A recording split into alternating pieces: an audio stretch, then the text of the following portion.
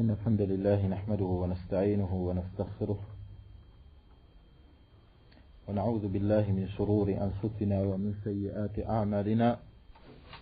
من يهديه الله فلا مضل له ومن يضلل فلا هادي له، وأشهد أن لا إله إلا الله وحده لا شريك له، وأشهد أن محمدا عبده ورسوله. يا أيها الذين آمنوا اتقوا الله حق تقاته ولا تموتن إلا وأنتم مسلمون. يا أيها الناس اتقوا ربكم الذي خلقكم من نفس واحدة وخلق منها زوجها وبث منهما رجالا كثيرا ونساء، واتقوا الله الذي تساءلون به والأرحام إن الله كان عليكم رقيبا. يا أيها الذين آمنوا اتقوا الله وقولوا قولا سديدا يصلح لكم أعمالكم ويغفر لكم ذنوبكم، ومن يطع الله ورسوله فقد فاز فوزا عظيما. ثم أما بعد، فإن أصدق الحديث كلام الله، وخير الهدى هدى محمد صلى الله عليه وعلى آله وسلم، وشر الأمور محدثاتها، وكل محدثة بدعة، وكل بدعة ضلالة، وكل ضلالة في النار. ثم أما بعد،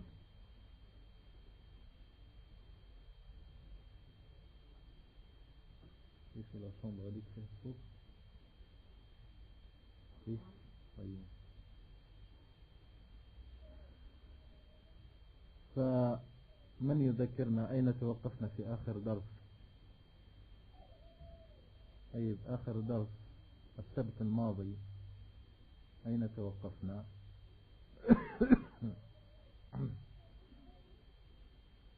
طبيعة الحال الكتاب متوفر الآن في المكتبات، كتاب الوجيز متوفر في المكتبات. لا أدري كيف الإخوة يعني ما يأتون بنسخة عندهم. كيف يتابع الإنسان؟ أنت تسمع الدرس بعدين تنسى، أنت إنسان فينسى الإنسان. والمفروض أن يقيد العلم بالكتاب، كما قال النبي صلى الله عليه وعلى آله وسلم: قيدوا العلم بالكتاب. فأكثر الإخوة ما عندهم يعني ما يقيدون به ولا ما يقيدون عليه. من طرق طلبة العلم طريقتهم هي أنهم كلما قرأ الشيخ الكتاب إلا ومع الطالب نسخة من ذلك الكتاب، فيسمع ويقيد الفوائد التي ليست موجودة في الكتاب. قد تكون هنالك خطأ مطبعي فينبه عليه الشيخ، ثم أخونا يذهب إلى البيت ثم يراجع النسخة ونسي أن هذا خطأ مطبعي، أو قد يكون هنالك كلمة ليست مشكولة فما يستطيع كيف يقرأها في البيت. وسنمر على كلمات تشكل على كثير من إخواننا. فالمفروض كل واحد عنده نسخة من هذا الكتاب يدخل في طلب غبوة. كل إنسان المفروض عنده نسخة، هذا لمصلحة من يريد التعلم، لمصلحته أنه يكون عنده نسخة من الكتاب ويقيد عليها ويجعل لها فوائد في كتابه في الحواشي، يجعل فائدة لذلك. فكم من العلماء وكم من طلبة العلم الأقوياء كان في بداية طلبه للعلم يجعل لنفسه كتابا في مصطلح الحديث، كتابا في أصول الفقه، كتابا في الفقه، كتابا في الجرح والتعديل، وهكذا. ثم كلما سمع فائدة إلا وأضافها في الهامش أو يضيفها في الهامش أو يضيفها في الحاشية. Il la rajoute sur la marge. La méthode de ceux qui étudient la science, c'est qu'ils chaque fois أنا توحيد لا خليه خليه. كان السلف يتركون الأطفال في المجال. الحمد لله. À moins qu'il exagère,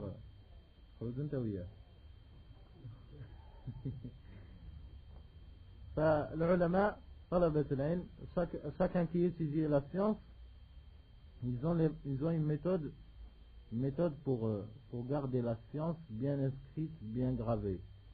On a gravé la science selon les capacités de la personne, et il y a des personnes qui ont la capacité d'apprendre par cœur tout le cours, ce qui est trop rare de nos jours, surtout les personnes qui vivent en France.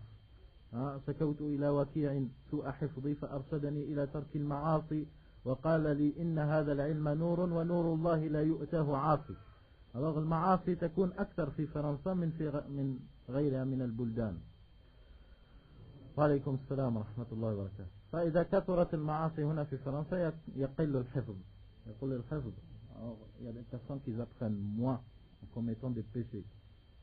Que ce soit c'est toi qui veux commettre ce péché toi-même, ou bien il te sera commis comme le regard, par exemple, à ce que Allah il a interdit de regarder. Malgré toi-même, tu regardes des trucs. Allah musta'an. Alors, on a dit, la méthode des savants, c'est qu'ils prenaient chacun, dans chaque matière, un livre, et chaque fois qu'il écoute son professeur, il lui rajoute un truc, ou bien une explication d'un terme, ou bien il corrige un mot qui est mal imprimé, surtout par les impressions d'aujourd'hui. Vous trouvez peut-être dans le livre, il serait plus facile de compter ce qui est bon que ce qui n'est pas bon. Seulement il y a des fautes d'impression. Alors, ces fautes d'impression, tu ne pourras les savoir qu'en lisant ton livre sur un cheikh. En étudiant le livre chez un cheikh, il te décrira les fautes, il te citera les fautes, et il te citera les explications de certains termes qui sont difficiles à assimiler pour le débutant. Et c'est ça talab al-ilm. C'est cela talab al-ilm, car tu apprends ce que tu ne savais pas, ce que tu ne peux pas apprendre chez toi par ta propre...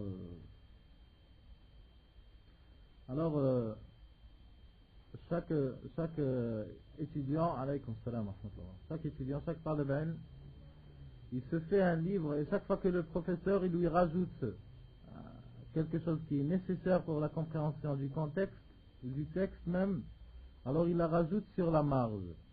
Jusqu'à ce que certains, tu trouves chez eux, leurs livres, ils sont pleins. Ce qu'il y a décrit avec le crayon, bien le stylo, il est plus que le texte même, mais c'est une richesse. C'est une richesse, et il gardera toujours les propos de son professeur. On les a vus ainsi à Médine. Le Masjid al-Nabawi, la mosquée du prophète sallallahu alayhi wa sallam, fil Medina, on voyait un Cheikh Abdel Mohsen al-Abbad, hafidahullah, wa atala fi umrihi ala al-khayr. On voyait lorsqu'il faisait le dars, les cours de Sunan al-Nasa'i, بعد صلاة المغرب. فكان بعد أن ينتهي من الصلاة, بعد أن يسلم من الصلاة, sunnah. Après tu vois tout de suite des personnes, des vieux comme ça, des Indiens, des Pakistanais qui sont toujours, alhamdulillah, sur la sunnah, avec leur barbe blanche, ils ont dépassé dans l'âge, et tu les trouves en train de prendre chacun dans son cours précis. Cela pour Abu Daoud, pour le cours de Abi Daoud, de Sunan Abi Daoud. Les autres, ils s'en vont vers le cours de Cheikh Abdel Mohsen al-Abbad, pour Sunan al-Nasa'i. Et chacun, il avait avec lui un crayon, et il rajoutait ce que Cheikh Abdel Mohsen, il rajoutait comme tashkil, par exemple, il rajoute des voyelles sur comment prononcer le nom. Rabba insan talab al-ilm, Rabba docteur fil hadith, il ne peut citer un nom parfait. Haddathana Ibn Luhay'a. C'est quoi ça, Ibn Luhay'a?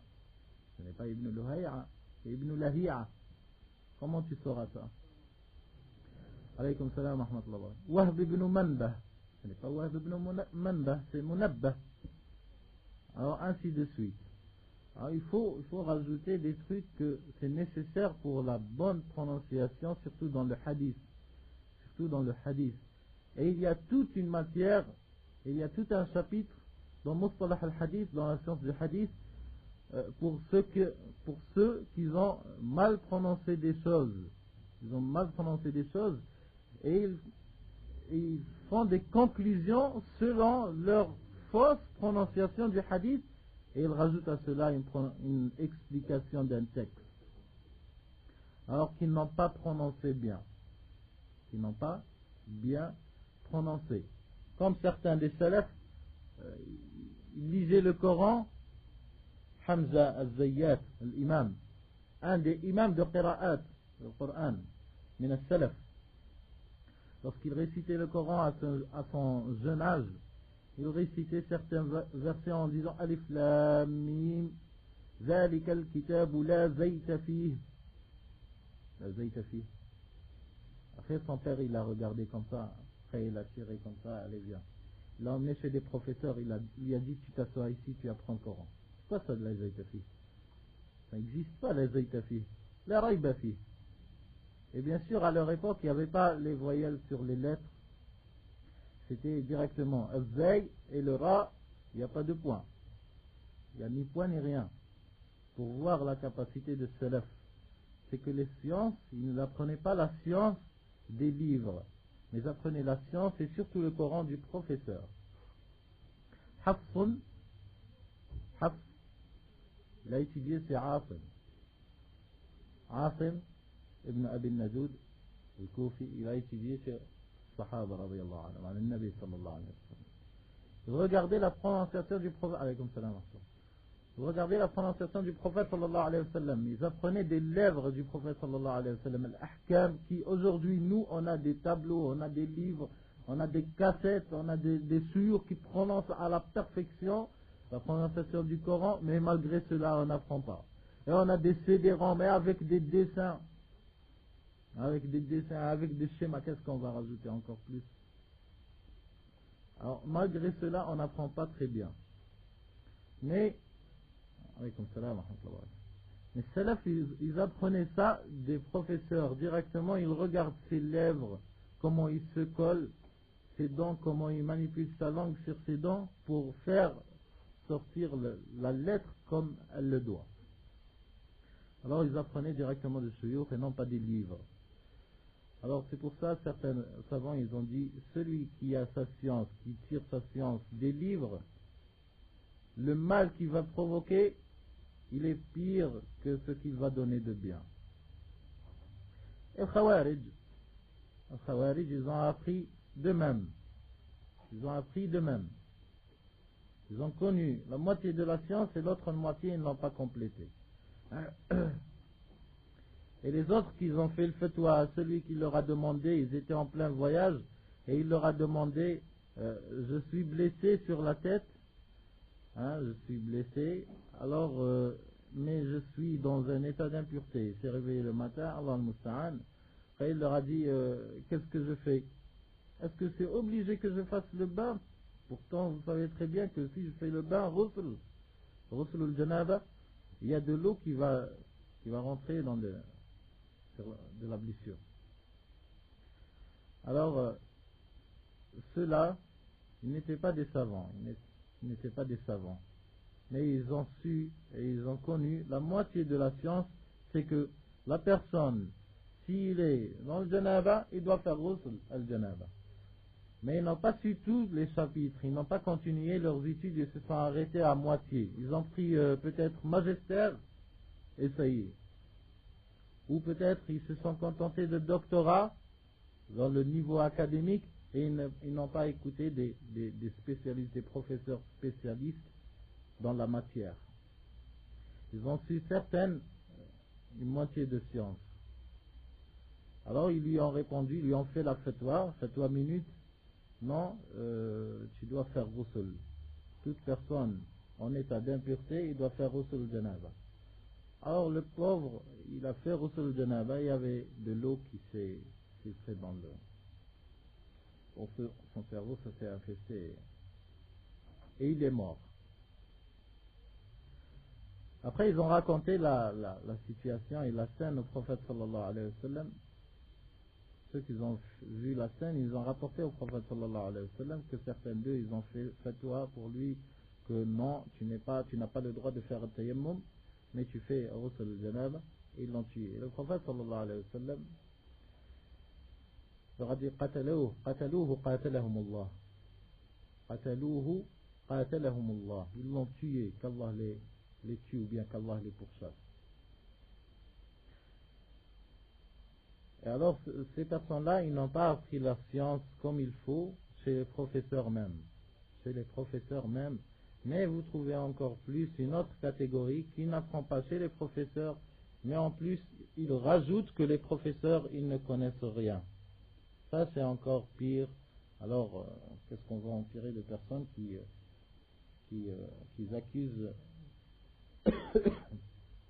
ils accusent ceux qui, Allah subhanahu wa ta'ala, il a mis au monde sur cette terre entre les croyants pour mettre la preuve d'Allah subhanahu wa ta'ala sur les gens. Je crois qu'on s'est arrêté fima baynahu wa bayna ibadihi. On avait commencé à lire une partie, plutôt on avait commencé à lire un extrait que Cheikh Abdul Azim Badawi il avait rapporté un extrait d'une introduction de Bakr Abu Zayd à son livre, dans son livre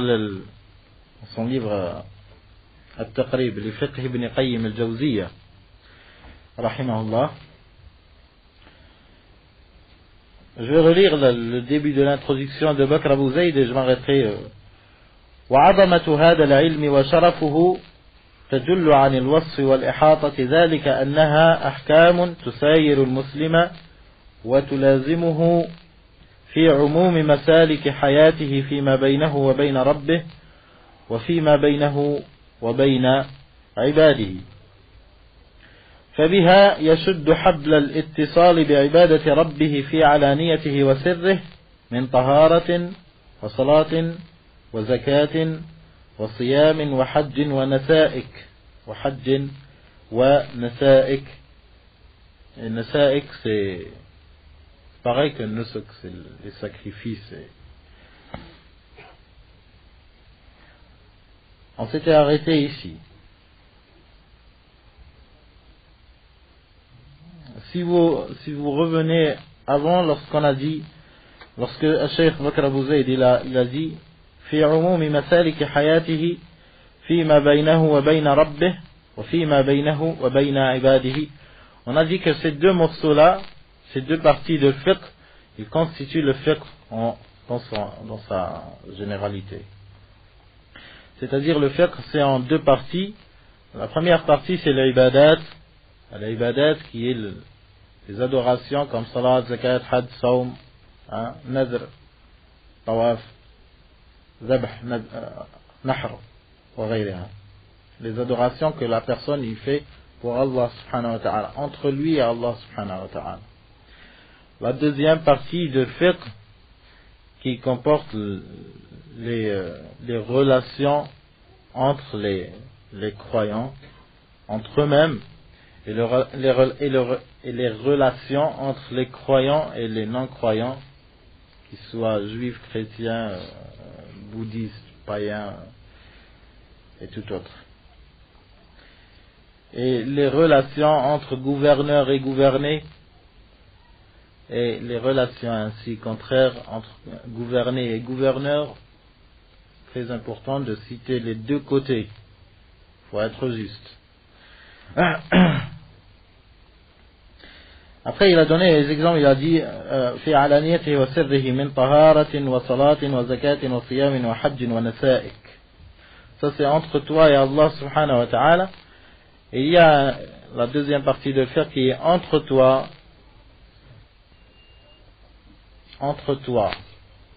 et Allah subhanahu wa ta'ala, mais envers autrui, envers un musulman pareil que toi, envers un chrétien, envers un juif, envers un païen, envers les femmes, envers les enfants, envers les animaux, envers les terres, envers les pays, envers le gouverneur, envers le gouverné.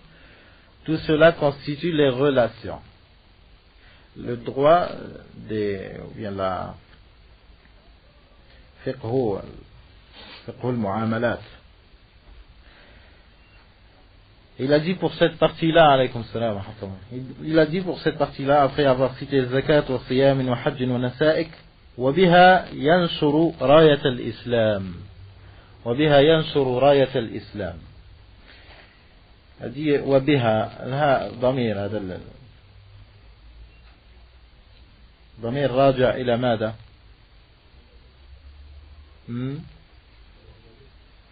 العبادات. عبد المالك الله المستعان.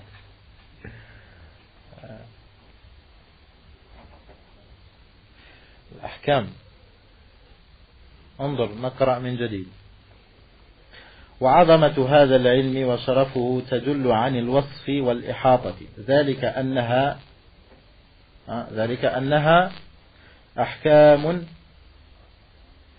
أحكام تسير المسلم وتلازمه في عموم مسالك حياته فيما بينه وبين رب. Après il rajoute en bas وبها. Tu peux annuler tout cela et tu dis au début de l'introduction وعظمة هذا العلم وشرفه تدل عن الوصف والإحاطة ذلك أنها أحكام بها ينشر أو تنشر راية الإسلام. Alors le ha, ça revient, c'est un pronom lié au mot, il revient sur l'ahkam, les jugements, les jugements. Wabiha, c'est-à-dire en connaissant ces droits-là, biha yunsharu rayatul islami wa yurfa'u manarul Qur'an. Biha yunsharu rayatul islam. C'est-à-dire en connaissant ces droits-là et en connaissant ces règles-là qui sont bien sûr extraites du Coran et de la Sunna du prophète sallallahu alayhi wa sallam et du consensus des prédécesseurs, alaykoum salam wa rahmatullah, de ce consensus-là, les trois fondements-là,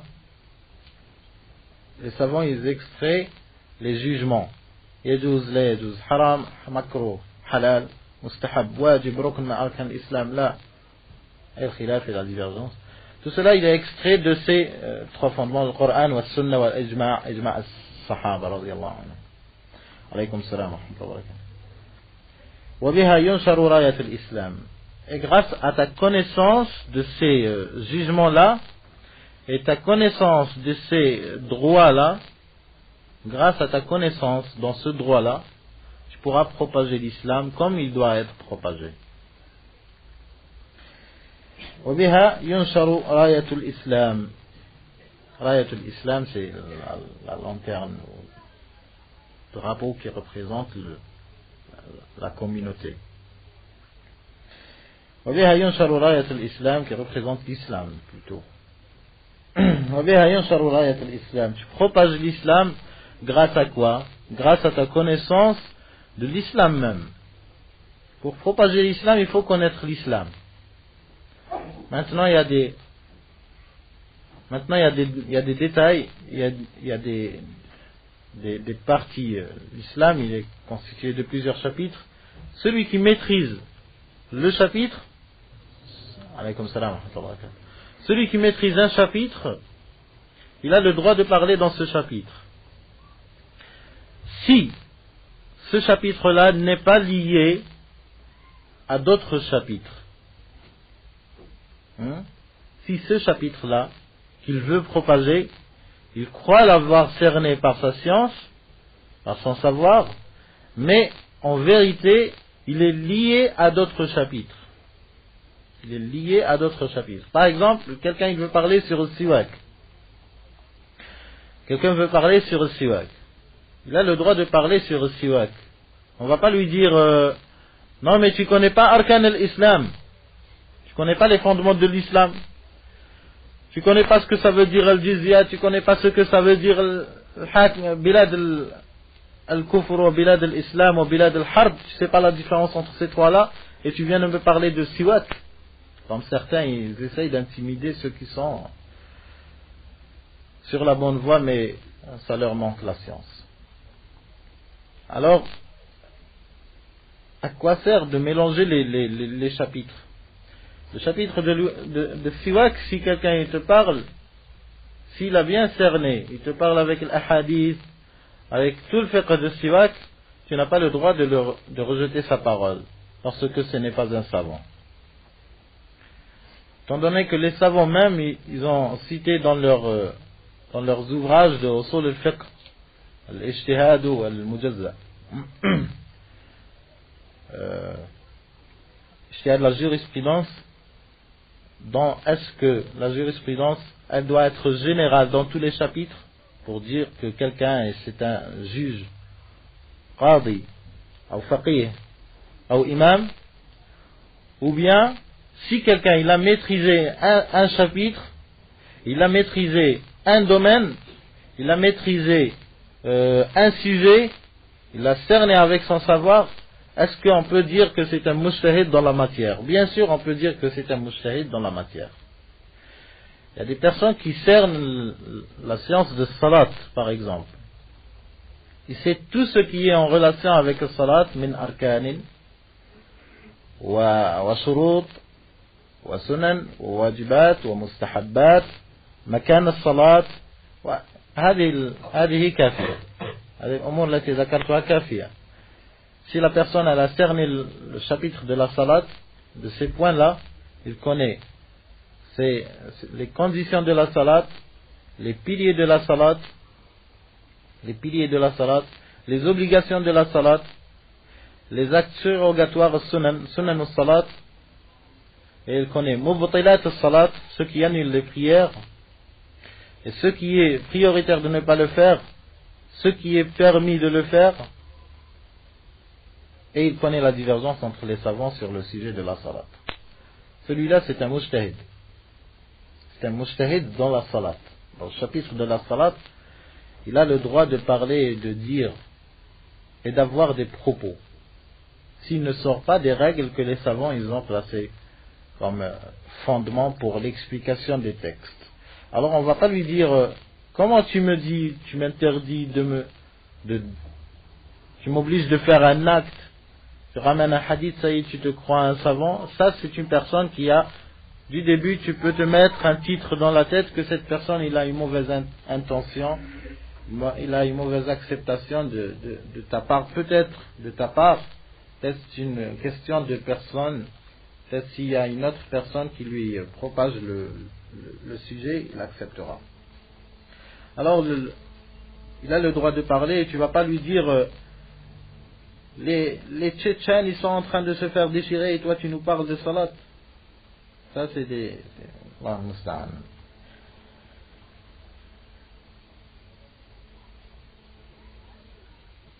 وبها ينشر راية الإسلام أو بها تنشر راية الإسلام من الدعوة. Il faudra connaître les... Vous voulez bien avancer s'il vous plaît un petit peu parce que pour que ça ne soit pas serré un petit peu sur les frères derrière.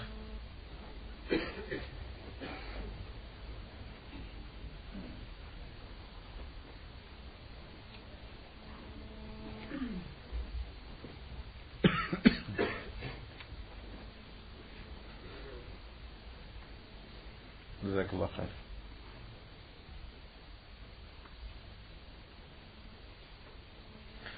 وبها ينشر راية الإسلام الدعوة إلى الله. Propager la parole d'Allah subhanahu wa ta'ala, sa religion. Propager la parole d'Allah subhanahu wa ta'ala, la personne elle peut tomber dans des situations. Tu appelles un musulman, comme on a dit la dernière fois, je ne me rappelle pas, peut-être c'est dans les 3 fondements, le dimanche. On dit la personne, si elle veut faire le da'wah, il faudra connaître comment propager la parole d'Allah subhanahu wa ta'ala et par quoi commencer. Par quoi commencer? Fiqh al-awlawiyat. Pour certains qui le disent, mais au domaine de l'application, c'est une autre chose.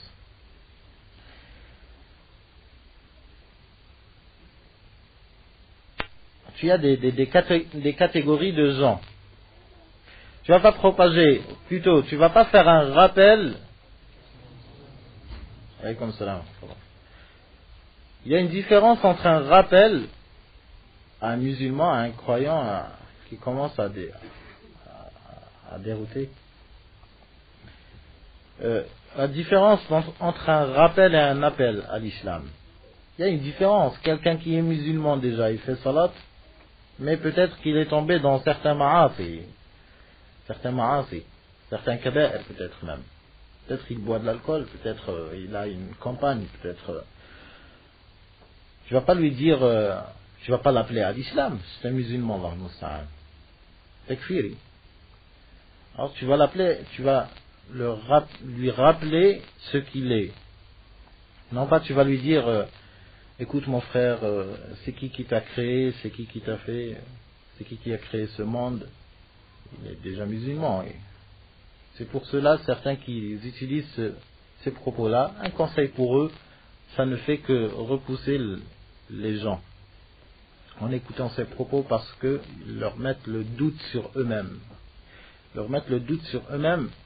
Et personne n'accepte que quelqu'un d'autre lui met le doute dans sa foi surtout. Et s'il est musulman en plus. Et on n'accepte pas que quelqu'un fasse un doute à un musulman. C'est pour cela les savants ils ont dit qu'on n'a pas le droit de tester la croyance des musulmans en leur posant des questions telles que qu'est-ce que tu dis sur la parole d'Allah, c'est quoi exactement, ou bien qu'est-ce que tu dis sur le sujet de c'est qui est le meilleur, les anges ou bien les pieux humains, les croyants, c'est qui est le meilleur. Ces sujets-là on n'a pas le droit de les poser à des musulmans. Parce que les musulmans, ce qu'ils ont comme devoir, c'est de croire en Allah subhanahu wa ta'ala, imanu billahi, wa malaikatihi, wa kutubihi, wa rasulihi, wa liyawm al-akhir, wa l'iman bil qadar, khayrihi wa sharrihi. S'ils croient en ça, ça leur suffit, bi'idnillah. S'ils ont des troubles, s'ils ont été déréglés par des propagateurs d'innovation, dans un de ces chapitres-là que je viens de citer, Arkan al-Iman Sitta, s'il y a quelqu'un qui leur a mis du doute, ou bien il les a dérivés sur le sujet, par exemple, leur disent que le Coran ce n'est pas la parole d'Allah, parce que c'est la parole d'Allah, blabla.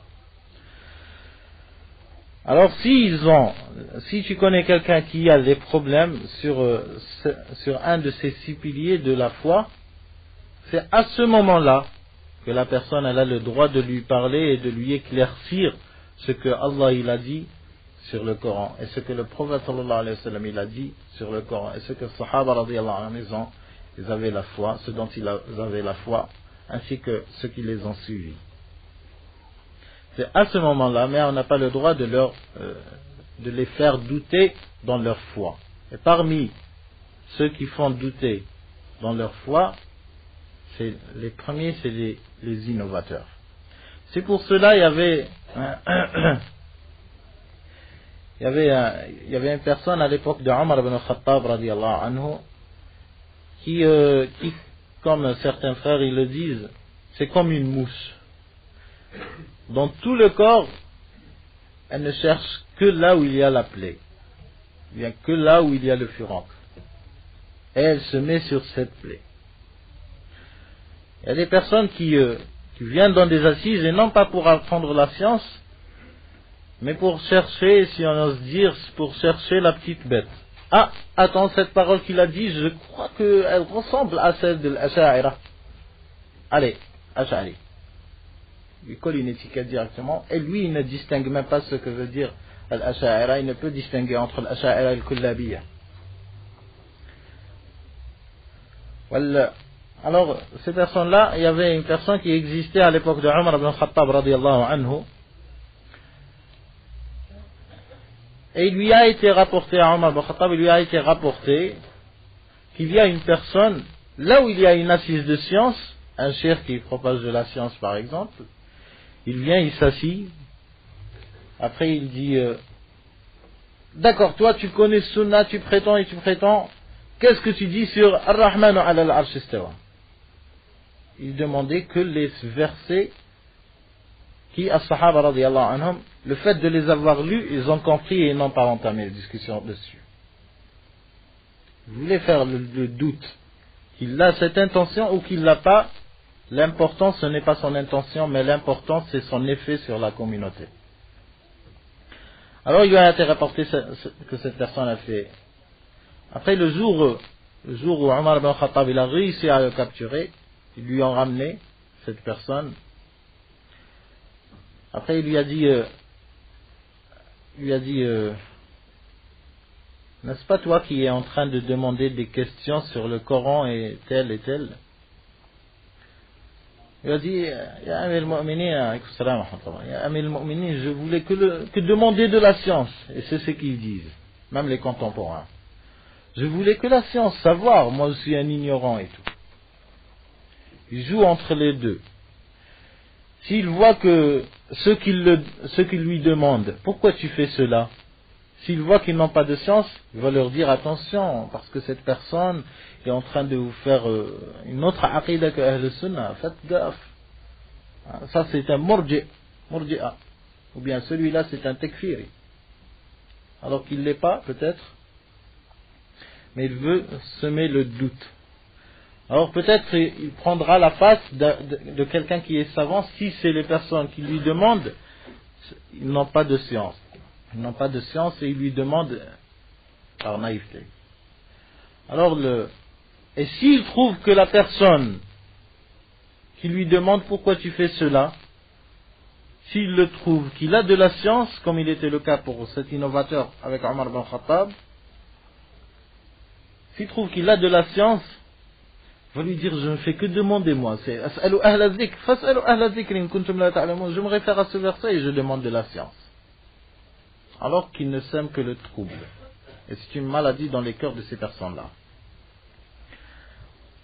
Alors Omar ibn Khattab, lorsqu'ils lui ont ramené, il a dit à ses gardes, rasez-lui la tête. Ils lui ont rasé complètement la tête. Après il a ramené des feuilles de palmier. Et il n'arrêtait pas de lui rajouter des coups sur la tête, jusqu'à ce qu'il a rendu sang, complètement rouge. Après il lui a dit, tu redis ce que tu es en train de dire? Après il lui a dit, non, khalas tubt. Il a fait tauba, il s'est repenti. Il a dit maintenant, tu te déplaces de la ville, complètement tu te déplaces hors la ville, tu vas habiter mais hors la ville, pour que les personnes ne viennent pas te contacter. C'est le cas de l'innovateur à l'époque de Sahaba radiyallahu anhum, comment ils traitaient les innovateurs. Mais aujourd'hui on leur dit al-mufakkir, le conférencier, al-imam peut-être, al-shahid, shahid, un martyr, ça y est, il est au paradis, al-shahid, au paradis. Alors il les classe directement. Pourquoi? Parce qu'il fait partie de leur groupe, shahid. Alors Omar ibn Khattab, lorsqu'il a tapé cette personne sur la tête, c'est pour lui montrer que ne reviens pas à cela, car je pourrais faire plus si tu te consacres à semer le trouble et le doute dans la foi des croyants. Alors il a habité hors la ville. Le jour où il y avait la rébellion des Khawarij, ceux qui accusaient les musulmans de ne plus être musulmans, qui sont des kuffars, les Khawarij, lorsqu'ils sont sortis à une certaine époque, ils sont passés à côté de sa maison, de la maison de cet innovateur. Ils sont passés à côté de sa maison et ils lui ont dit allez, rejoins nos rangs. C'est aujourd'hui le jour où tu vas prendre ta revanche de ceux-là, Amir al-Kafirin, qui considérait Amir al-Kafirin alors que c'était Amir al-Mu'minin. Ils lui ont dit allez, viens avec nous, c'est le jour où tu vas prendre ta revanche. Et il leur a dit non, ça m'a suffi la morale de l'abd salih, de l'homme sage. Ça m'a suffi la leçon. نفعتني الموعظة موعظة الرجل الصالح عمر بن الخطاب. Alors ces personnes-là, ils étaient traités de la sorte. L'imam Malik ibn Anas, صاحب المذهب الإمام, imam Dar al-Hijra, lors d'un de ses cours, il donnait un cours Après, une personne lui a dit Ar-Rahmanu ala al-Arsh istawa. Comment? De quelle sorte? Comment il a fait ce mouvement? Allah, comment il fait ce mouvement-là? Après, il lui a dit Imam Malik, il a baissé sa tête, wa alathu ar-rahda. Il avait l'apparence comme s'il était devenu malade à ce moment-là, comme s'il avait la fièvre. On faisait un instant seulement. De quel temps il se chauffe lorsque l'aqidah elle est touchée.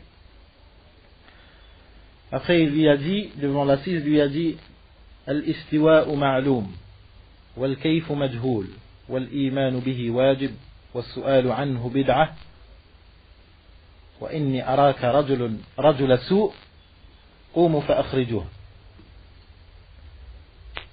Il lui a répondu Al-istiwa, l'établissement, Allah il s'est établi. Al-istiwa ou ma'loum. L'établissement, on connaît ce que ça veut dire l'établissement. Al-istiwa ou ma'loum. Wal-kayfu majhoul. La façon comment Allah il s'est établi, il ne nous l'a pas donné. Il est ignoré, on ne sait pas comment. Al-istiwa ou ma'loum. Wal-kayfu majhoul. Wal-imanu bihi wajib. Et croire en l'établissement d'Allah subhanahu wa ta'ala sur son trône, c'est obligé, étant donné qu'Allah subhanahu wa ta'ala l'a cité dans le Coran, on est obligé de se soumettre et d'y croire ce qu'Allah subhanahu wa ta'ala raconte sur lui-même et raconte dans tout le Coran. Al-istiwa'u ma'loum wal-kayfu majhoul wal-imanu bihi wajib was-su'alu anhu bid'ah. Et tu demandes la question, comment il s'est établi? Ça c'est une innovation, que quelqu'un de vous se lève et il le fait sortir de mon assise. Après, ils se sont levés et ils l'ont fait sortir. Ah, si c'est aujourd'hui, maintenant, il y a des personnes qui ne croient la vérité qu'avec eux seulement. Bien sûr, alhamdulillah, c'est pas un doute, mais on a une croyance, on a une foi que la vérité, elle est avec nous, non pas parce que c'est nous, mais parce qu'on se réfère à Kitabullah et à Sunnat al-Nabi sallallahu alayhi wa sallam, et au consensus des savants. Et on a les savants contemporains qui nous le confirment. Très important. Note très importante. Les savants contemporains qui nous le confirment. De quoi douter? On n'a pas de quoi douter. Comme Imam Malik, il disait à une personne qui venait vers lui, il lui disait Ya Imam, j'ai entendu que tu prends des propos. Vas-y, je te propose une assise. On s'assit. Toi tu parles et moi je réponds. Et moi je parle et toi tu réponds. Celui qui dit vrai, on va le suivre. L'autre il va le suivre. Ça a été rapporté l'imam Malik sur l'imam Malik et sur l'imam Hassan al-Basri avant lui, avant l'imam Malik. Il a dit, on entame une polémique, celui qui gagne, on va le suivre. Hassan al-Basri lui a dit, va vers une personne dont tu as le doute. Va vers une personne qui a le doute comme toi tu as le doute dans ta foi. Alhamdulillah, moi je n'ai pas de doute sur ma foi. On dit, قال الله تعالى. On dit en plus, قال النبي صلى الله عليه وسلم. On dit en plus, قال أبو بكر قال عمر قال عثمان قال علي قالت حفصة قالت عائشة قال الزبير قال طلحة الصحابة رضي الله عنهم. On dit en plus قال سعيد بن المسيب قال الزهري. On dit en plus قال أحمد بن حنبل قال الشافعي قال مالك.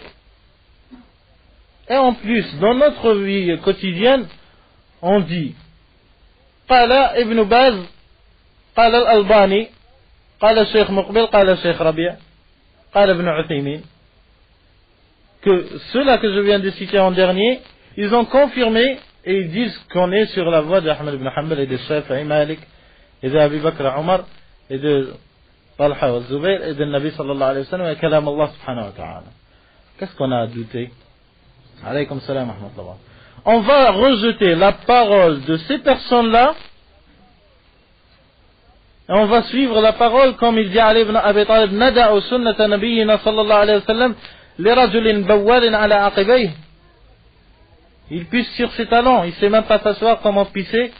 On va laisser la parole de ceux-là, Kitabullah, sunnat al-Nabi sallallahu alayhi wa sallam, الصحابة التابعين وأتباع التابعين إلى زماننا هذا. On lâche la parole de cela et on suit qui? Tariq Ramadan. Astaghfirullah. Hasha lillah. Allahumma musta'an. وبها ينشر راية الإسلام. Alors on a dit la propagation de l'islam, c'est bien. C'est bien de propager l'islam. C'est un ordre d'Allah subhanahu wa ta'ala de propager l'islam. C'est un ordre à qui? C'est un ordre, certes, il est cité dans le Coran. Et toute la vie du prophète sallallahu alayhi wa sallam, c'était da'wah. Non pas 4 mois. Non pas 3 jours. Toute notre vie, on est fi sabilillah. Wa ma khalaqtul jinna wal insa illa liya'budun. Et on ne vit sur terre que fi sabilillah. Alaykum salam wa rahmatullahi wa barakatuh. Alors toute notre vie fi sabilillah. Allah al-Musta'an, 3 jours après ta vie n'est plus sabilillah. Alaykum salam wa rahmatullah. 4 mois après ce n'est plus sabilillah. Allah al-Musta'an, comment les gens y réfléchissent? Alors, nashr rayat l'islam. Tu fais da'wah. La personne est obligée de faire da'wah. Plus il a un savoir, comme on a dit dans un chapitre, des chapitres, il est obligé de propager ce qu'il connaît et ce que les savants lui ont confirmé qu'il a bien compris. C'est pour cela certains savants, ils obligent à avoir une tazkiyah d'un savant pour propager une chose, pour propager la science. Alaykum salam wa rahmatullahi wa barakatuh. Et lorsque les gens, ils ont dit, mais il se prend pour qui celui-là? Il va cerner les gens, on ne va pas propager l'islam qu'avec son ordre, avec sa permission. ولو ردوه إلى الرسول وإلى أولي الأمر منهم لعلمه الذين يستنبطونه منهم. Si la chose dont on a le doute, on l'avait rendu au prophète sallallahu alayhi wa sallam, c'est-à-dire dans sa sunna. On l'avait rendu à la sunna du prophète sallallahu alayhi wa sallam. Celui qui dit sunna, qui dit le Coran. Celui qui dit sunna, il dit le Coran, étant donné que si tu te réfères à la sunna, tu vas trouver la parole du prophète sallallahu alayhi wa sallam, qui est la sunna, qui dit taraktu fikum amrayni lan tadillu ma in tamassaktum bihima. Je vous ai laissé 2 fondements, vous n'allez pas vous dériver tant que vous tenez bon sur ces 2 fondements. Kitabullahi, la parole d'Allah, Coran, wa sunnati, la sunna du prophète sallallahu alayhi wa sallam. Alors, ولو ردوه إلى الرسول وإلى أولي الأمر منهم. أولي الأمر هم العلماء. أولي الأمر, les gouverneurs. Et les gouverneurs, à l'époque de Salaf, chaque gouverneur, il était un savant. Mais il avait dans son assise un conseil de savants, qui sont plus savants que lui, étant donné que lui, il a plus dans le domaine politique, c'est pour cela qu'il mérite plus d'être gouverneur que d'être un qadi. Mais d'être un gouverneur, cela ne veut pas dire qu'il doit être ignorant. Mais en vérité, il faut suivre les gouverneurs comme il est cité dans le verset là. Il faut se soumettre à leur décision, à leur jugement. Si le gouverneur il dit par exemple, il dit as-salatu fil musalla.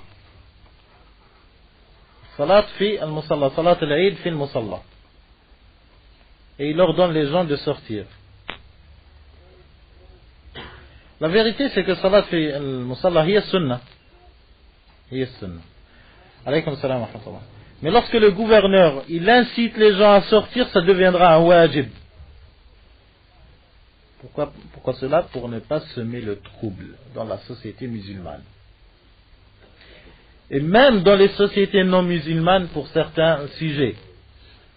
Par exemple, le gouvernement, là où on est aujourd'hui, par exemple ici en France, ils font certaines lois qui, l'ordre n'est pas respecté et le trouble n'est pas anéanti jusqu'à suivre certaines lois. Quand par exemple le code de la route, certains ils grillent le feu rouge et ils te disent ça c'est pas ma anzalallah,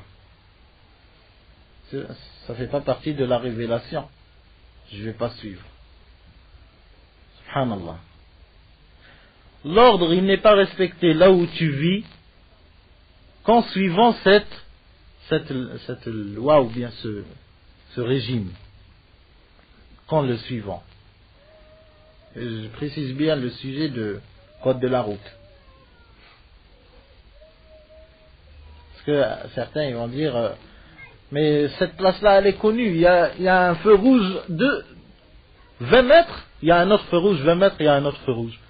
Je vais les attendre tous, j'ai vu tout le monde dit c'est Khawarij, toi tu n'es pas Khawarij. Parce que ça c'est un détail peut-être pour certains, mais ça montre ce qu'il y a caché dans les cœurs.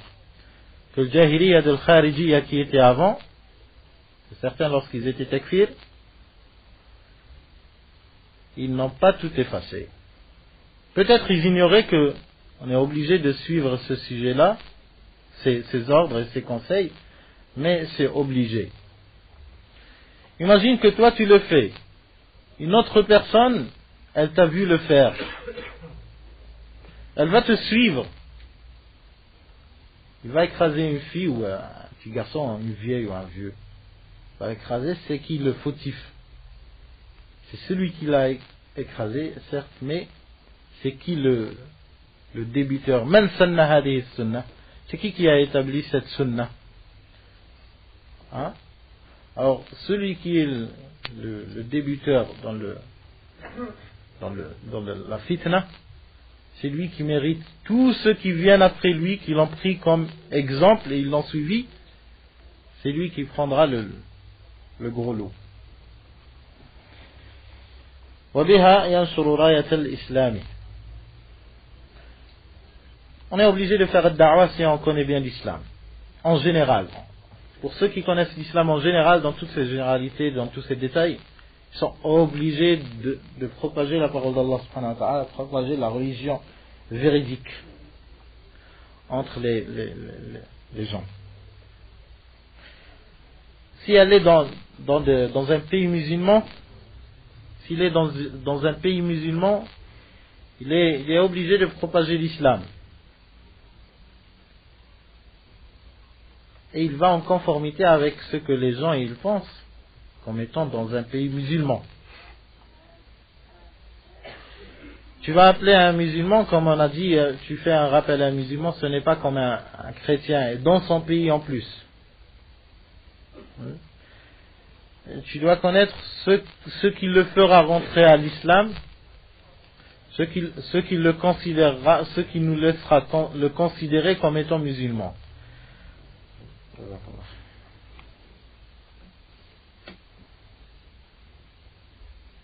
Voilà.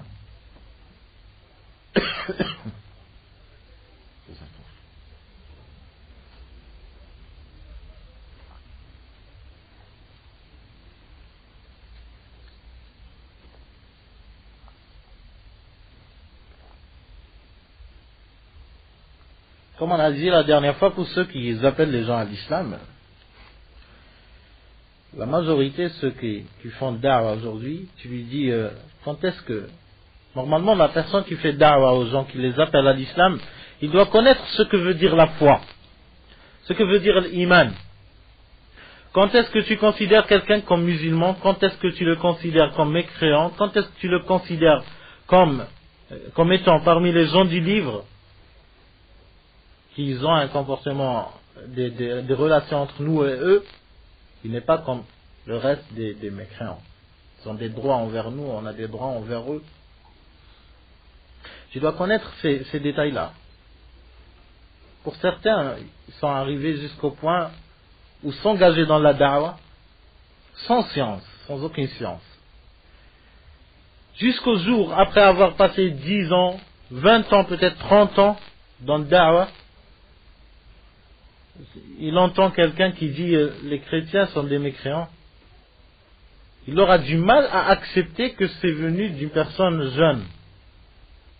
moi j'ai fait 30 ans de da'wah et je vais céder à ce petit gamin qui hier il ne sortait pas des halls, bien des boîtes, mais il a dit vrai.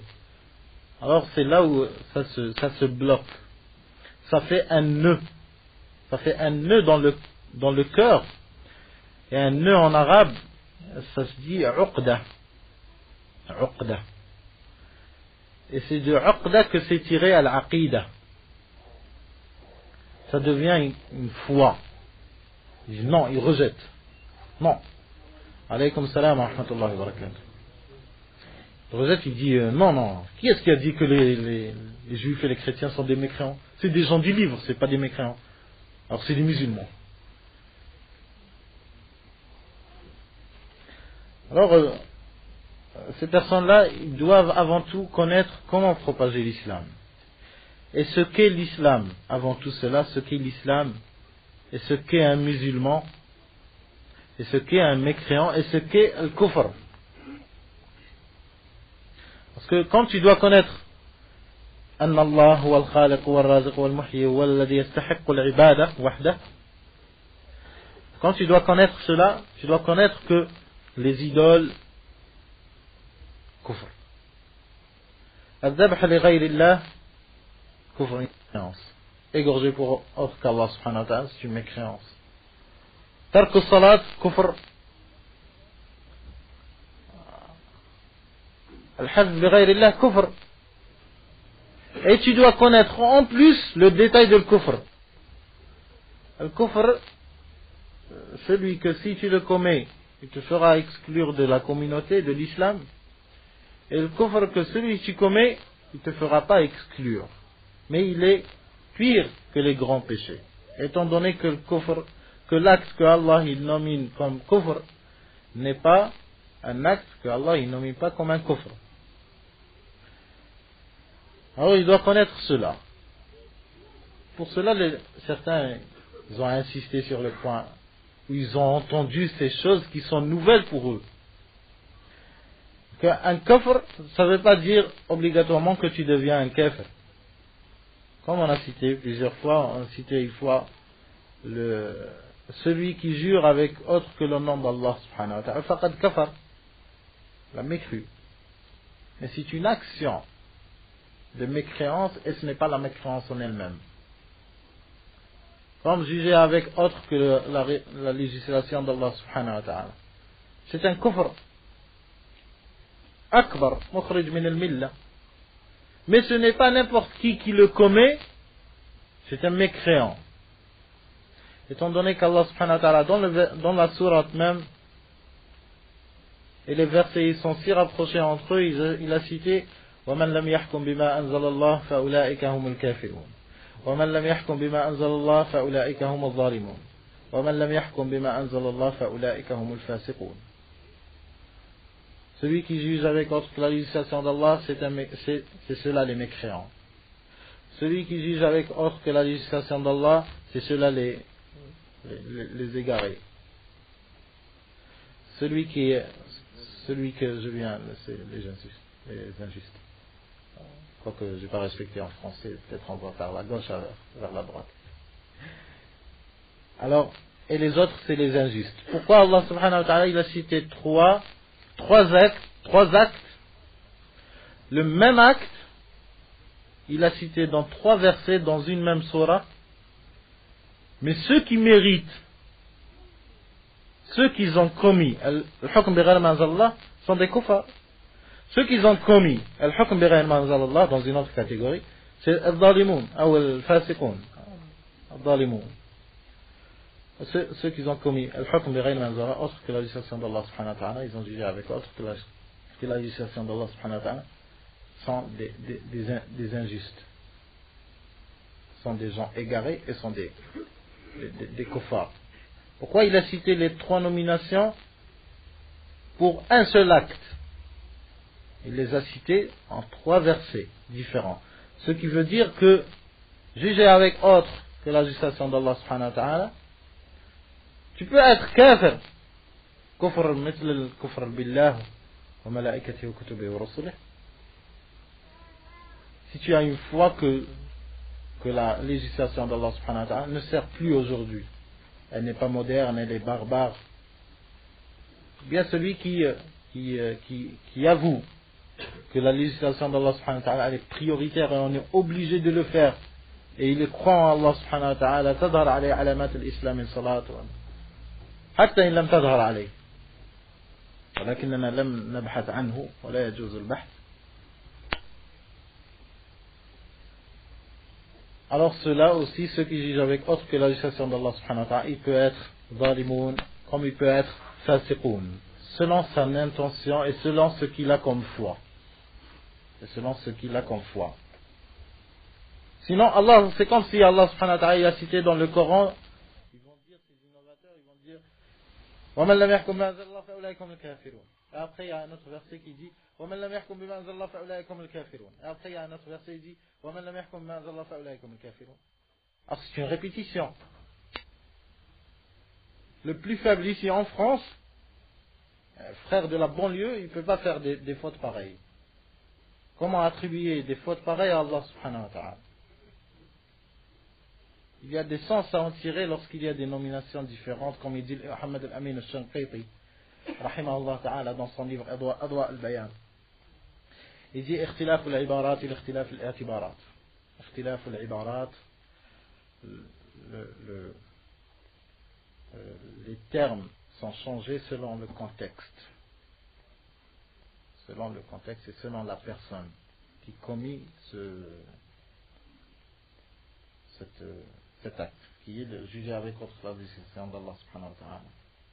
وبها ينشر راية الإسلام ويرفع منار القرآن ويرفع منار القرآن. منار القرآن, ça c'est le manar, c'est le minaret, c'est un mot arabe, le minaret. ويرفع منار القرآن, c'est-à-dire laisser le Coran se propager et éclaircir à toute la communauté. C'est un côté littéraire utilisé dans la langue arabe. ويرفع منار القرآن, c'est-à-dire en t'appliquant à ces jugements,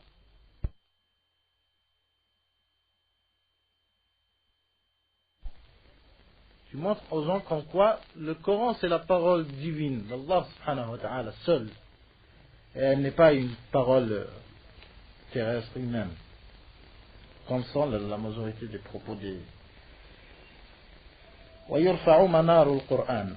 Tu prouveras aux gens que le Coran c'est véridique, il ne change pas, malgré 14 siècles, malgré on est au 15e siècle, malgré cela, il est véridique et il n'accepte pas qu'il soit expliqué autrement que ce qu'il a été expliqué à l'époque du prophète sallallahu alayhi wa sallam. Pour que le prophète sallallahu alayhi wa sallam, il avait appliqué le verset إنما الخمر والميسر والأنصاب والأزلام رجس من عمل الشيطان فاجتنبوه. Évitez de boire, évitez les boissons alcoolisées. Ça a été interdit définitivement.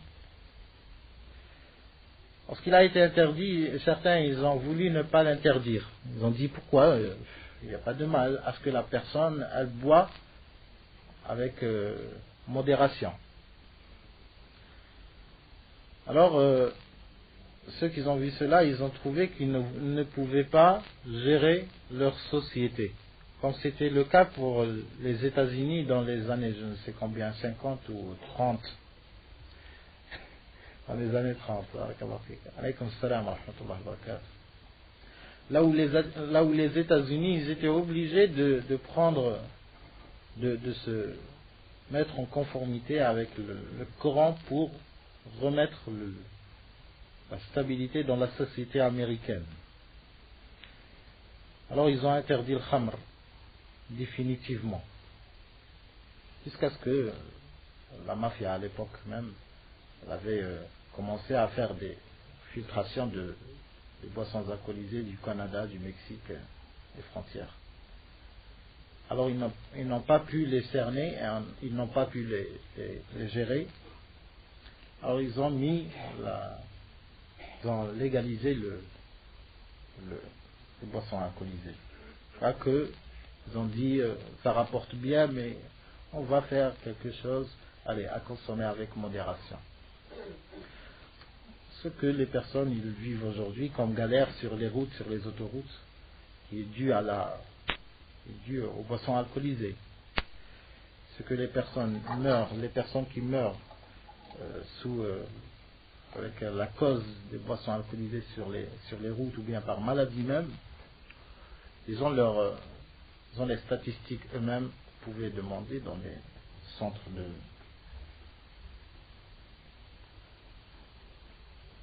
Alors cela prouve que la parole d'Allah subhanahu wa ta'ala, lorsque Allah subhanahu wa ta'ala il interdit une chose, c'est parce qu'elle ne sert pas. Il n'y a pas de profit à en tirer. Il n'y a pas de profit à en tirer de cette chose si Allah il l'interdit. Si Allah il interdit une chose, il n'y a pas de profit à en tirer. ويرفع منار القرآن. Et cela ne veut pas dire que lorsqu'on montre aux Occidentaux, on leur dit regardez, nous on a le Coran, regardez, il y a un verset qui cite le Big Bang. كانتا رتقا ففتقناهما.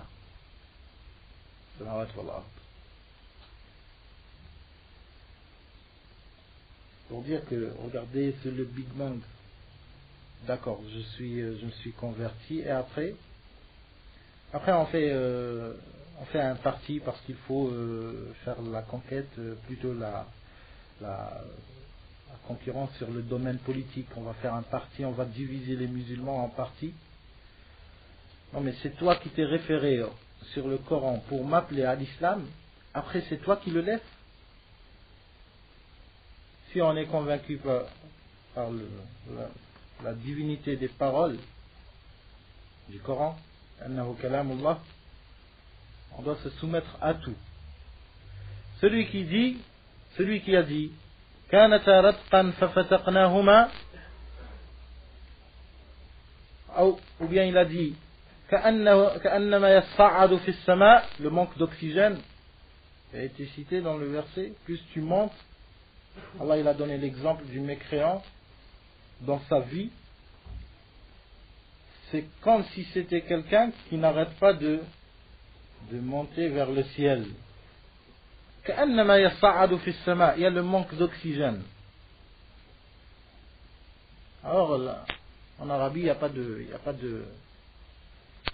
de montagne. Everest, ce n'est pas en Arabie Saoudite, si je connais bien la géographie pour les Occidentaux. Alors, comment ils ont su ce verset-là? Ou bien peut-être qu'ils vont dire que c'est un Indien qui vit en Inde, à l'époque du prophète sallallahu alayhi wa sallam. Il est monté jusqu'au sommet, après il est descendu, après il a dit Mohammed rajoute ce verset-là, ce sera bien. Sallallahu alayhi wa sallam. Alors celui qui a dit ces versets-là qui montrent la divinité d'Allah subhanahu wa ta'ala, et que ces paroles qui sont dans le Coran, ce n'est pas la parole de quelqu'un d'humain, c'est des paroles célestes, c'est des paroles divines d'Allah subhanahu wa ta'ala. C'est lui-même, celui qui a dit ces paroles-là, c'est lui-même qui a dit وَلَا تَكُونُوا مِنَ الْمُشْرِكِينَ مِنَ الَّذِينَ فَرَّقُوا دِينَهُمْ وَكَانُوا شِيَعًا كُلُّ حِزْبٍ بِمَا لَدَيْهِمْ فَرِحُونَ. C'est lui qui a dit cela. Et c'est lui-même qui a dit فَأَلَمْ أَنَّهُ لَا إِلَهَ إِلَّا اللَّهُ وَاسْتَغْفِرْ لِذَنْبِكَ وَلِلْمُؤْمِنِينَ وَالْمُؤْمِنَاتِ الْعِلْمِ. Et c'est lui qui a dit يَا أَيُّهَا الرَّسُولُ بَلِّغْ مَا أُنزِلَ إِلَيْكَ مِنْ رَبِّكَ فَإِنْ لَمْ تَفْعَلْ فَمَا بَلَّغْتَ رِسَالَتَهُ وَاللَّهُ يَعْصِمُكَ مِنَ النَّاسِ. Alors, on doit se référer au Coran. Que ce soit lorsqu'on prouve pour les Occidentaux que le Coran c'est la parole d'Allah, mais est-ce que nous-mêmes on est convaincus que c'est la parole d'Allah subhanahu wa ta'ala? Pour les personnes qui tombent dans des failles pareilles, c'est qu'ils n'ont pas commencé par le commencement. Ils n'ont pas commencé par le commencement. Ils n'ont pas commencé à apprendre le Coran et à lire le Coran. Ils ont commencé à s'installer dans les universités et d'apprendre Kant, Durkheim, Sigmund Freud, and co. Après, ils ont vu les paroles d'Allah subhanahu wa ta'ala. Ils ont dit, oh là là, regarde, ça va en conformité avec ce que nous a dit le professeur d'astronomie, ou bien ce que nous a dit le professeur de chimie. Oh là là, il a raison le professeur. C'est pas, oh là là, le Coran, regarde, on a délaissé le Coran. Il y en a même certains d'eux qui vont dire que tout verset qui est contraire aux découvertes récentes sur le domaine d'astronomie, qui est en divergence, qui est en contradiction, on doit l'expliquer selon les découvertes, parce qu'aujourd'hui ils ont les machines, aujourd'hui ils ont les... Allah musta'an. Mais si vous trouvez dans le Coran, tous les versets qui parlent que Allah subhanahu wa ta'ala, il attribue les actions, il attribue le mouvement au soleil et non pas à la terre. Et c'est une foi qu'on a. Alhamdulillah. On croit au géocentrisme. Quoi qu'il a été délaissé, ça fait des centaines d'années. Mais parce qu'il est en conformité avec les versets du Coran. Le géocentrisme et non pas l'héliocentrisme. L'héliocentrisme, c'est la théorie contemporaine qui dit que le Soleil c'est le centre de l'univers. Le géocentrisme, c'est le contraire, c'est que la Terre, qui est le centre de l'univers, ce qui va en conformité avec tous les versets qui citent le mouvement pour le Soleil et non pas pour la Terre. Ce qui est contraire aux découvertes scientifiques. Mais si Allah subhanahu wa ta'ala va nous demander demain, pourquoi vous avez rejeté les théories scientifiques? Allah il va nous dire, pourquoi vous n'avez pas suivi Galileo Galilée? Ou bien il va nous dire, je vous ai bien cité dans une langue arabe parfaite que l'action, je l'ai attribuée au soleil et non pas à la terre. Et que j'ai attribué la stabilité en plus de cela à la terre et non pas au soleil.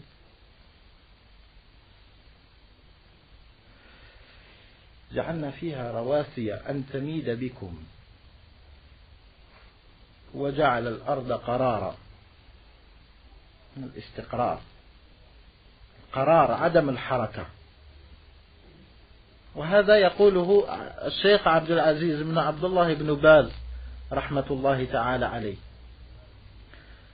C'est une personne peut-être qui n'a pas étudié les mathématiques, qui n'a pas étudié le physique. C'est une personne qui connaît très bien la langue arabe et qui étudie sans cesse, qui a étudié sans cesse le Coran jour et nuit. Je vais pas laisser la parole d'Allah subhanahu wa ta'ala, l'apparence des paroles d'Allah subhanahu wa ta'ala, qui est obligé de prendre l'apparence du texte. Je ne vais pas laisser la parole d'Allah subhanahu wa ta'ala et la langue arabe, comment elle est comprise chez les Arabes, et les paroles des savants qui confirment cela, je ne vais pas les laisser pour Galileo Galilée. En tous les cas, si on serait trompé, Yawm al-Qiyamah, si, conditionnel, condition, pour moi c'est un mirage. Si on se serait trompé, comment il sera notre cas envers Allah subhanahu wa ta'ala? On va dire Allah subhanahu wa ta'ala, Ya Allah, tu nous as déconseillé de suivre les kuffars et de suivre les croyants. إن جاءكم فاسق بنبأ فتبينوا وفي رواية فتثبتوا أن تصيبوا قوما بجهالة تصبحوا على ما فعلتم نادمين. On va dire Allah subhanahu wa ta'ala, on a la preuve. Tu nous as dit ici un fasq, quelqu'un qui n'est pas digne de confiance, s'il nous rapporte quelque chose, on ne va pas se référer à lui. Et encore plus si cela va à l'encontre de ce qui est cité dans le Coran. Et encore plus ce qui est à l'encontre du Coran, et en plus il est à l'encontre des savants dignes de confiance et qui comprennent la langue arabe.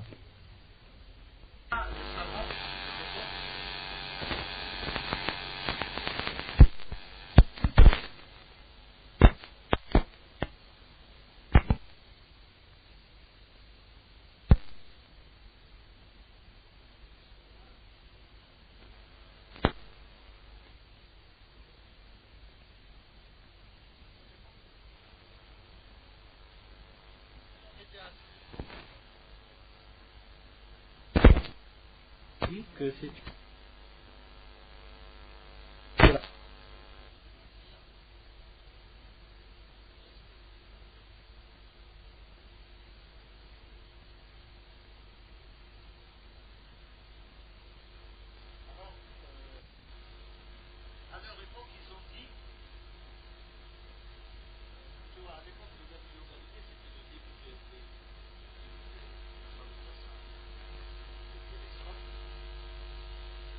aujourd'hui on a des capacités qu'il n'y avait pas à l'époque de Platon et on a des capacités, on a des instruments avec précision pour leur époque. Et aujourd'hui avec précision pour notre époque. Et s'il s'avérera que ces personnes se sont trompées, comment on va faire pour le Coran?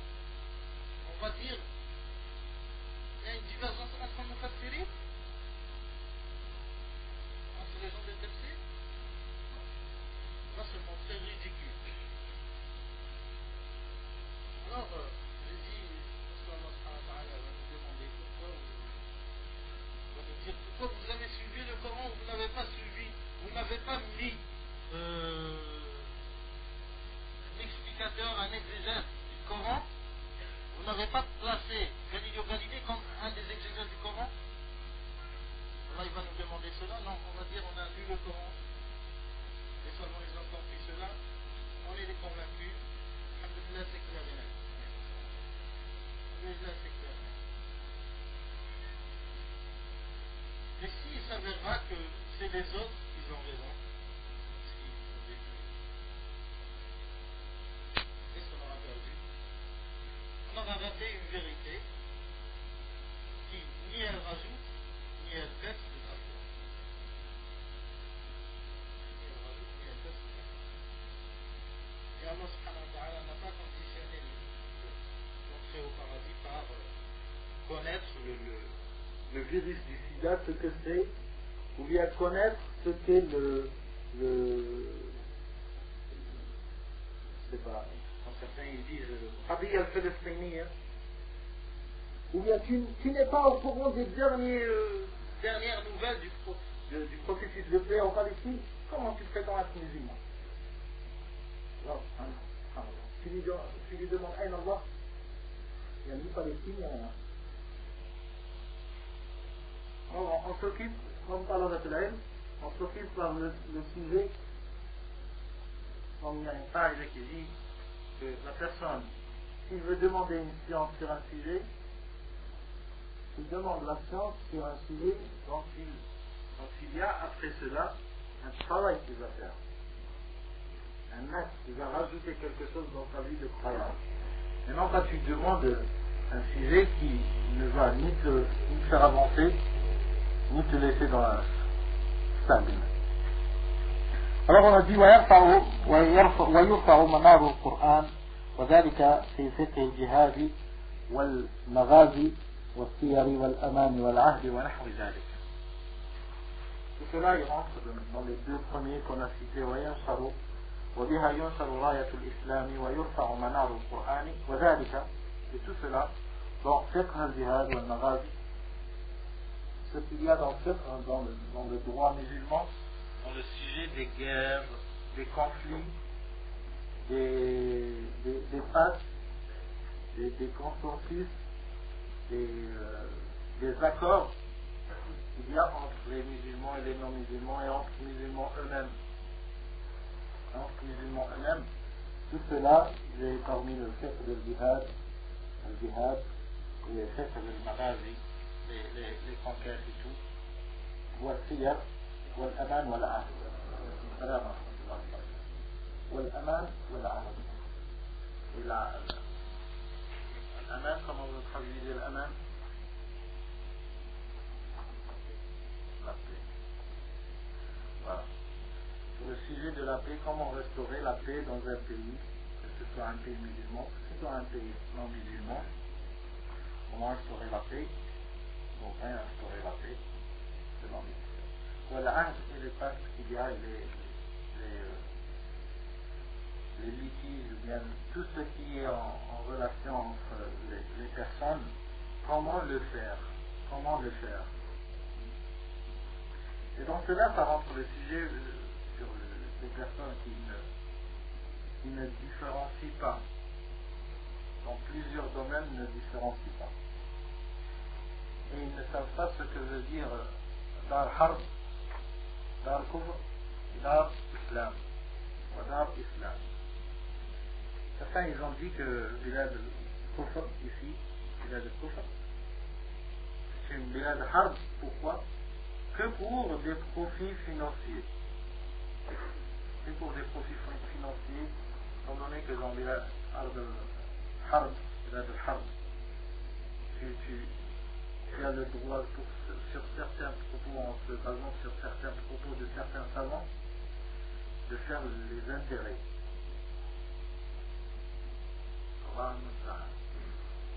C'est comme si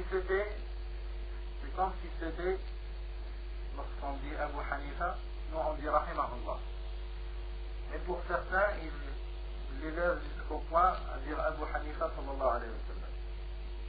Ce n'est pas Nabi. يخطئ ويصيب وأخطأ في هذه المسألة أين دليلهم؟ Où est leur preuve qui est permis à la personne de faire des intérêts dans l'esprit de Bilad al-Harb? Où est la preuve à la Abu Hanifa? C'est ça la preuve. Après il rajoute à tout cela, il rajoute, on est salafi, nous aussi on est salafi. Salafi, قال الله قال الرسول صلى الله عليه وسلم قال الصحابة رضي الله عنهم. هذا هو السلفي. قال أبو حنيفة قوله مردود عليه. عليكم السلام ورحمة الله وبركاته. بدليل الإمام نفسه compare l'imam lui-même. Lorsqu'il a dit, Abu Hanifa, rahimahullah, Nu'man ibn Thabit, Koufi, lorsqu'il a dit, لا يحل لأحد أن يأخذ بقولنا ما لم يعلم من أين أتينا به. Il n'est pas permis à quelqu'un, qui que ce soit, de se baser sur nos propos tant qu'il n'a pas su d'où est-ce qu'on a ramené ces propos-là. La preuve de ces propos-là. D'où est-ce qu'on les a ramenés? قال الله تعالى يجوز أخذ الربا أحل الله البيع وحرم الربا. أحل الله البيع وحرم الربا. آية محكمة. C'est un verset clair on ne peut pas dire qu'il a peut-être un sens caché. Étant donné qu'il est si clair que cela. أحل الله البيع وحرم الربا. Il a interdit les intérêts. Mais il y a une certaine tendance qui, dans chaque sujet de fiqh, ils peuvent te donner comment t'arranger. Ils peuvent t'arranger ton islam. Dans les intérêts, tu as un problème, tu as envie de te faire un pavillon, Inch'Allah, c'est bien d'avoir un pavillon, alhamdulillah. J'espère que chacun de nous aura un pavillon. C'est le bilad de l'islam, akthar. Mais le haram, l'autre, il vient de rentrer dans le din peut-être, ou bien de se remettre. Il dit, si je suis sur un projet d'acheter un pavillon, de faire un acte d'achat et tout, mais je trouve l'embarras, je me trouve dans des situations embarrassantes, il dit comme ça au mufti. Après le mufti, il va lui blanchir l'islam. Car si on veut blanchir quelque chose, c'est qu'on sait qu'elle est embarrassante dans la vérité. Il va lui dire, non, attends, on a un imam qui dit que les intérêts c'est permis si c'est bilad al-kufr. Alors, tiens, tu es sous l'ombre et sous la protection de ce imam-là. C'est lui qui sera jugé à ta place, et non pas toi. Alors Alors quelqu'un qui ne sort pas des boîtes, s'est remis dans le din, ou il se met dans le din, et il va dire mais j'ai toujours le DJ dans mon oreille. Alors comment je vais faire? Moi je connais des derniers tubes et ça me passe comme ça sur la tête, ça passe un par un. Je les ai toujours et ça me manque un petit peu. Attends, ne me demande pas celui-là, tu peux boire de l'eau fraîche, il va te dire c'est interdit. Mais attends voir, alors ils vont contacter un chef, et un chef, on se trouve dans cette situation embarrassante. C'est quoi le problème? Il y a un frère qui s'est mis dans le din, masha'Allah, nour, dans le mais il a un problème, c'est qu'il écoute de la musique, et il veut écouter, il aime écouter de la musique. Et il dit que si j'écoute de la musique, cela ne veut pas me prendre le temps de la salat et tout. Est-ce que si je fais salat, je fais saum, al-zakat, al-hajj, j'assiste même à certains cours, al-jumu'ah à son heure, si je fais tout cela, mais j'écoute de la musique, est-ce que c'est permis? Il dit attends, dans le fait que voilà, j'ai trouvé. Il y a Ibn Hazm. Il y a Ibn Hazm, dans le Muhalla, dit que c'est permis, le hadith de Bukhari, il est daïf. C'est lui-même qui est daïf. S'il y a bien quelqu'un qui doit être daïf, non pas Cheikh al-Bukhari, mais c'est bien Ibn Hazm.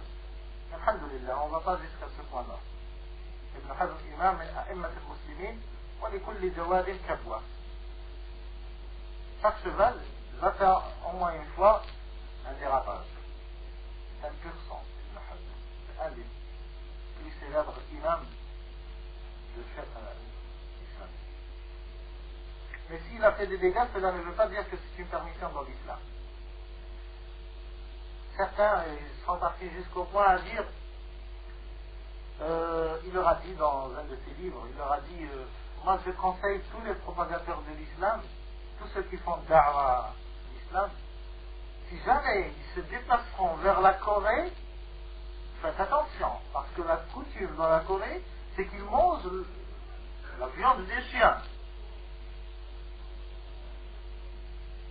Alors, n'allez pas leur dire que c'est interdit les chiens. Mais, alhamdulillah, vous pouvez trouver dans le fiqh islamique, certains a'imma de Malikiya, ils ont dit que le chien c'est permis de manger. Alors, vous pouvez faire avec cela, vous pouvez leur donner la fatwa de se manger, de se faire des plats de pitbull. Mohamed al-Ghazali.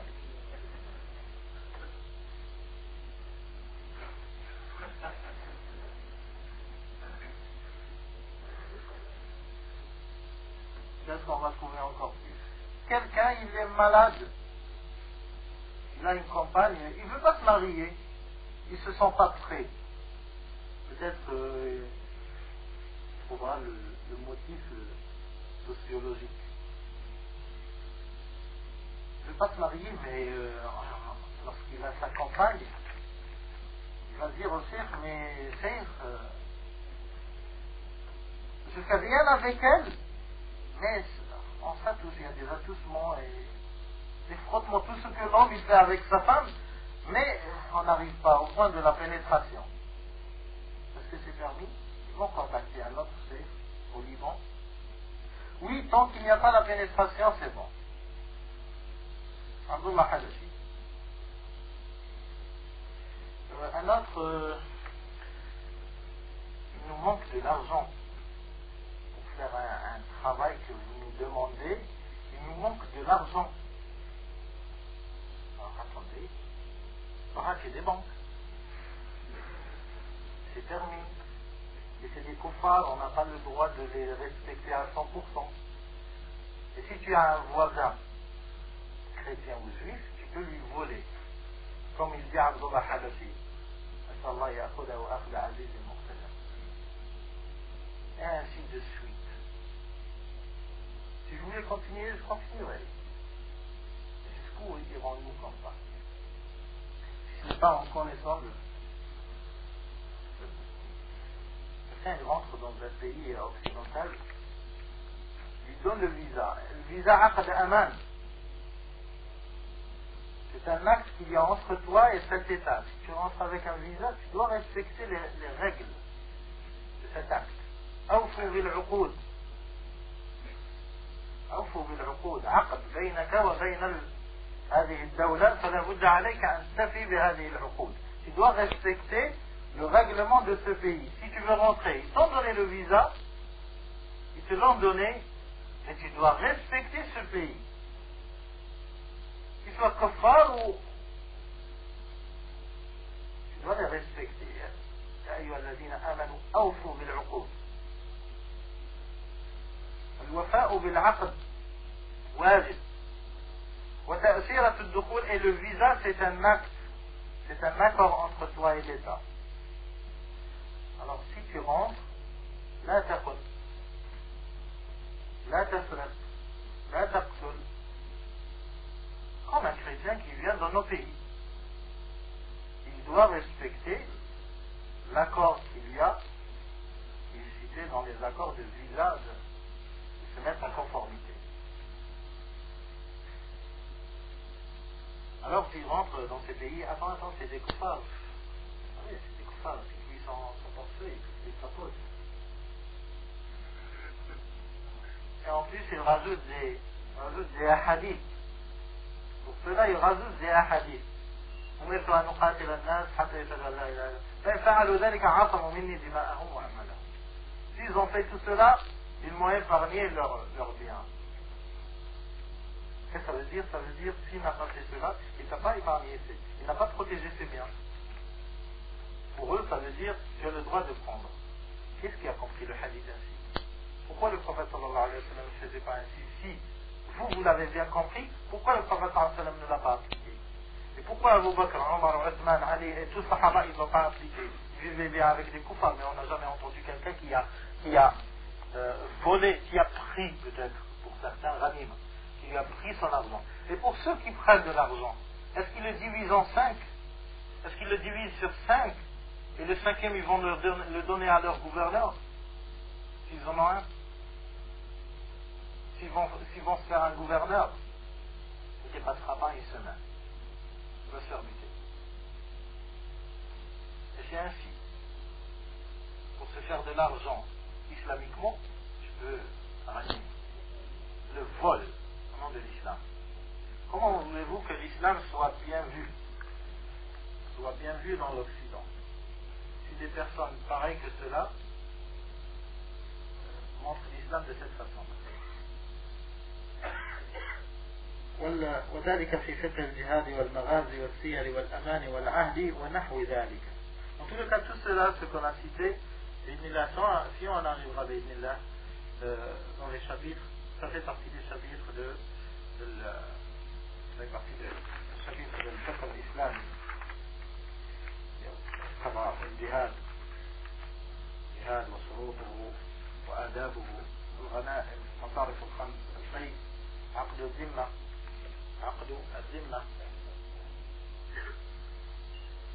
alors والبقية إن شاء الله تأتي على فعلين يدمي الحمد لله وبها يتطلب الرزق المباح ويبتعد عن مواطن الإثم والجناح وذلك في فكر معنا. Cela بإذن الله on viendra إن شاء الله sur les projets بإذن الله dans 15 jours. Dans 15 jours بإذن الله on refera les cours. On fera chaque quinzaine, on fera une fois. Un samedi, un dimanche, chaque quinzaine, bi'idhnillah, subhanahu wa ta'ala.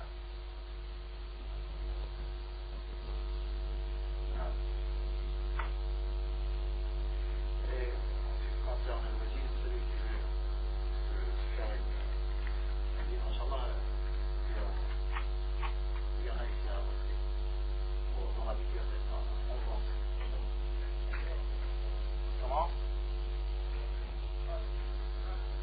خارج المسجد دهور إن شاء الله يدفعك يكون بالوجيز بإذن الله. والله أعلم والحمد لله رب العالمين. سبحانك اللهم وبحمدك أشهد أن لا إله إلا أنت أستغفرك وأتوب إليك. صلى اللهم وسلم وبارك على نبينا محمد وعلى آله وصحبه أجمعين.